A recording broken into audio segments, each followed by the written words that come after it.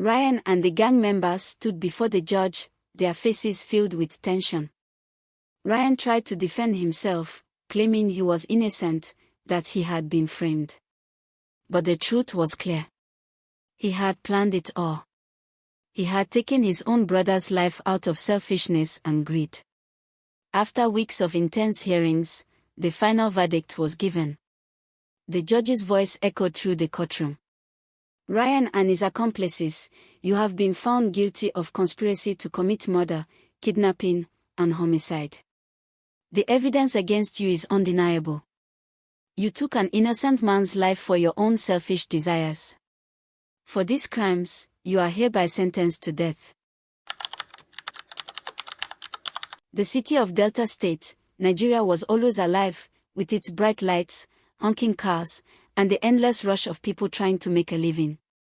In the middle of this busy city lived a young woman named Ella. She was beautiful, with smooth dark skin that glowed like polished ebony. But beyond her beauty, she was known for her decency, kindness, and devotion to her family. Ella was married to Jason, a handsome and hardworking man who loved her deeply. They had a little daughter, Tasha, who was the light of their lives. Their home was small but filled with love. Every morning, Ella would wake up early to cook breakfast, clean the house, and take care of Tasha before Jason left for work. In the evenings, she would prepare his favorite meals, and they would sit together as a family, laughing and sharing stories about their day. Jason was a loving husband. He would bring Ella small gifts, sometimes a rose, other times her favorite snacks. He always made sure she felt loved and appreciated. Their love was the kind people dreamed about, pure, strong, and unshakable. Ella ran a small but successful business, selling beautiful handmade jewelry and stylish accessories. It wasn't much, but it helped her support herself and contribute to the home. Jason was proud of her hard work, always telling his friends how lucky he was to have such a strong and independent wife. Their home was a picture of perfection. Neighbors admired them, whispering about how they wished to have a marriage as happy as theirs. Ella and Jason were the couple everyone looked up to, the ones who seemed to have it all.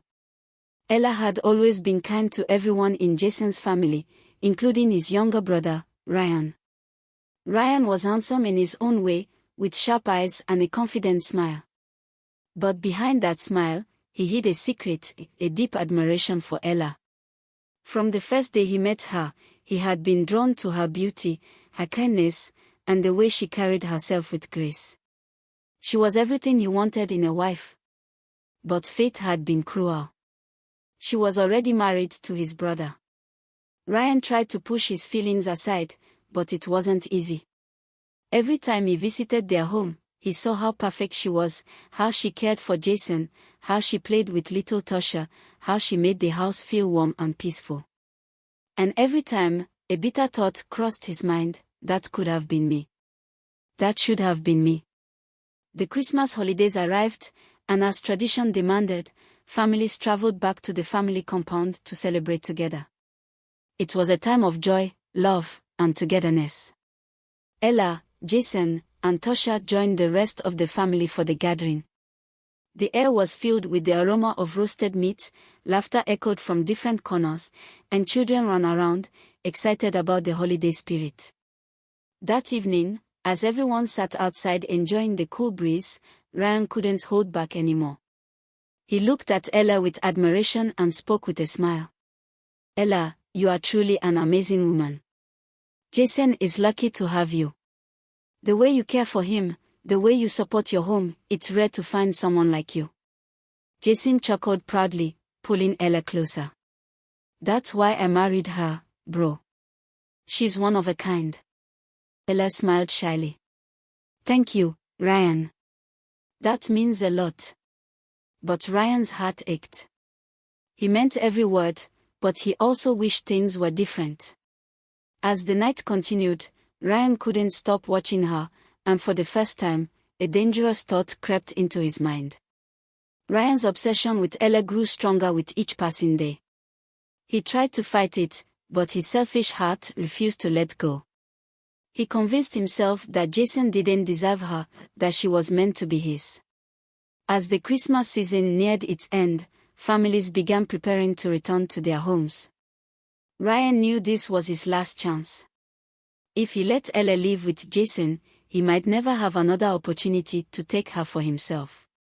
A dark idea took root in his mind. An idea that would change his life forever.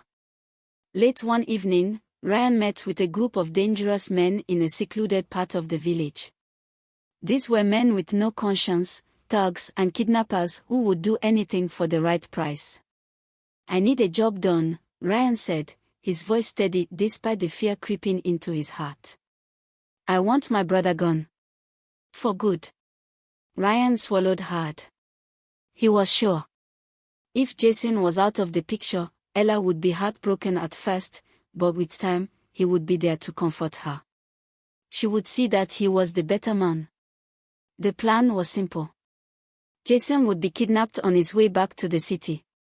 The thugs would ambush him, take him away, and silence him forever.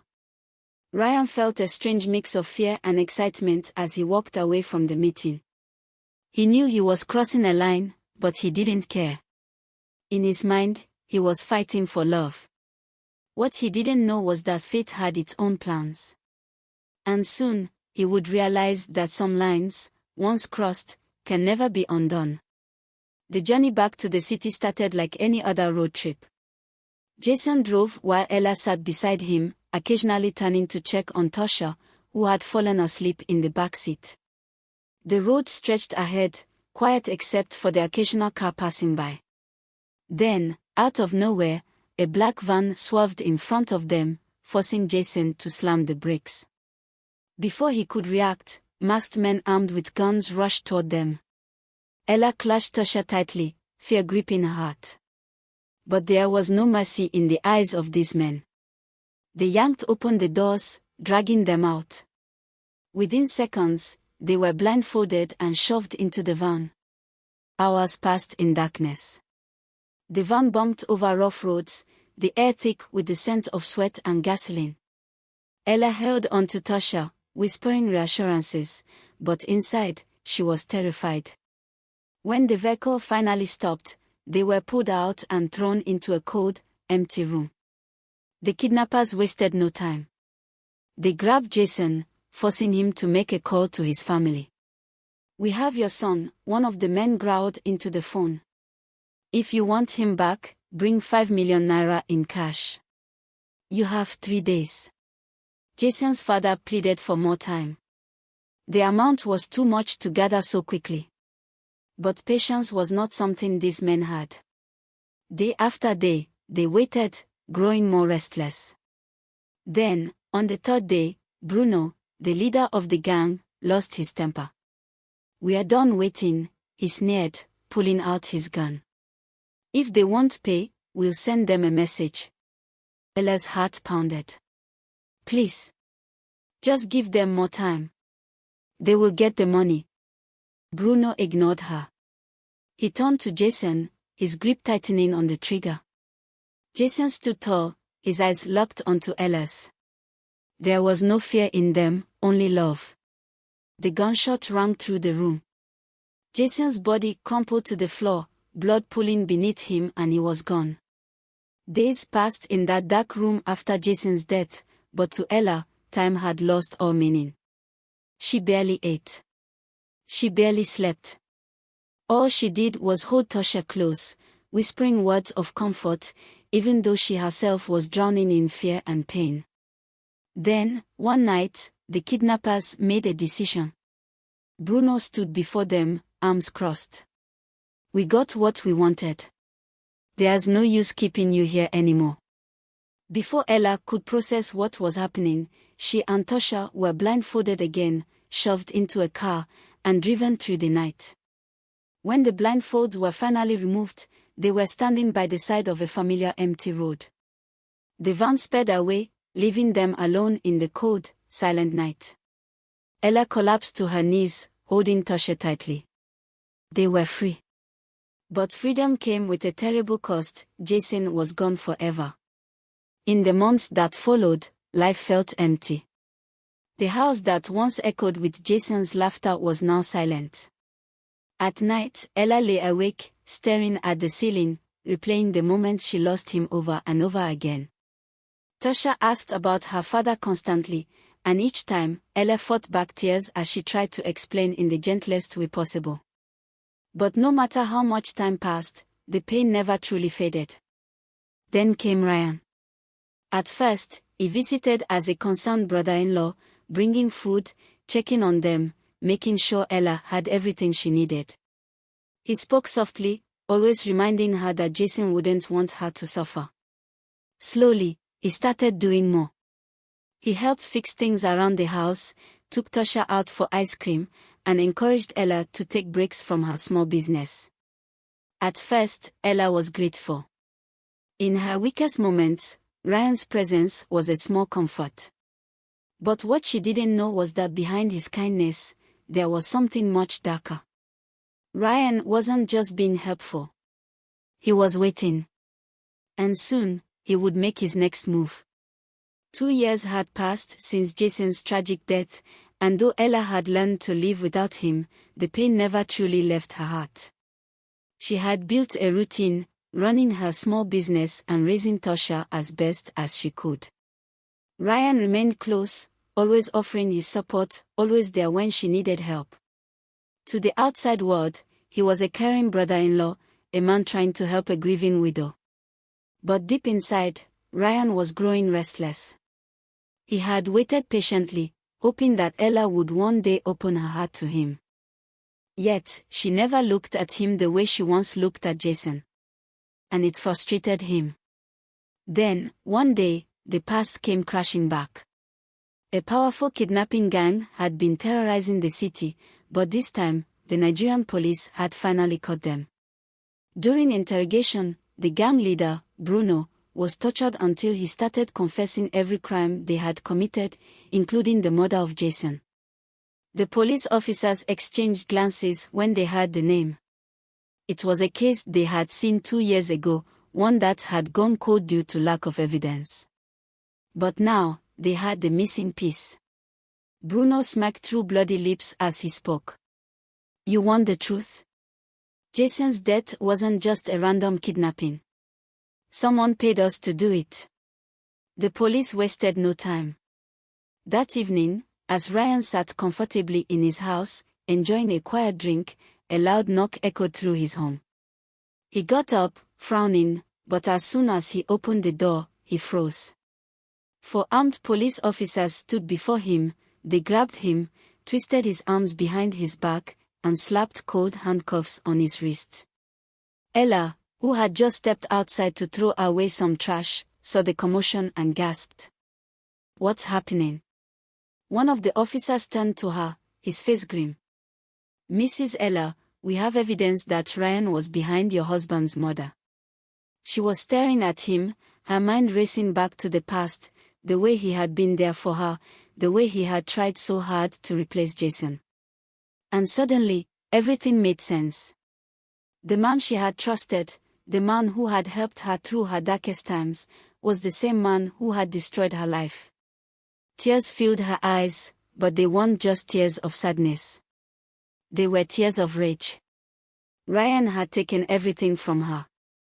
And now, justice was finally catching up to him. The trial was one of the most talked about cases in the city.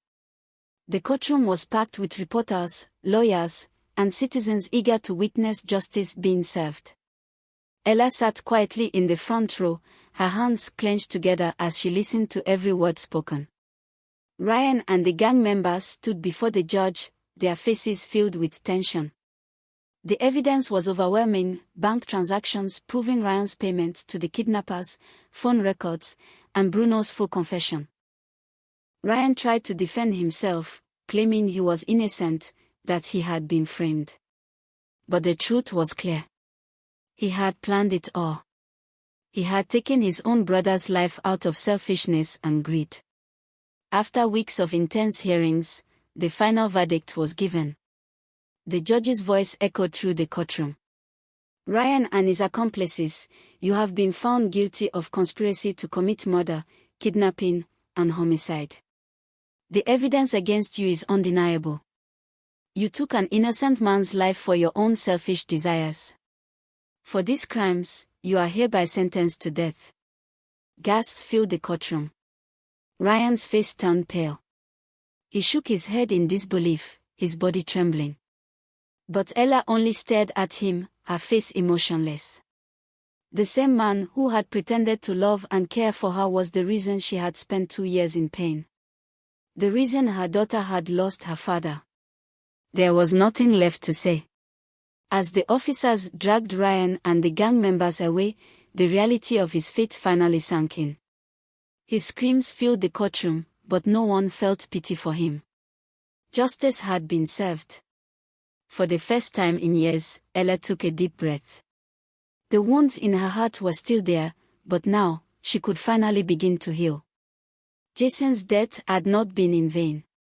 And that brings us to the end of this emotional and suspenseful story. What are your thoughts on Ryan's betrayal and the justice that was served? Let me know in the comments below. I'd love to hear what you think. If you enjoyed this story, don't forget to give this video a thumbs up and most importantly, subscribe to the channel so you never miss out on more captivating African folktale stories. Remember, every story has a lesson, and sometimes, the truth has a way of revealing itself no matter how long it takes. Stay tuned for our next thrilling tale, you won't want to miss it.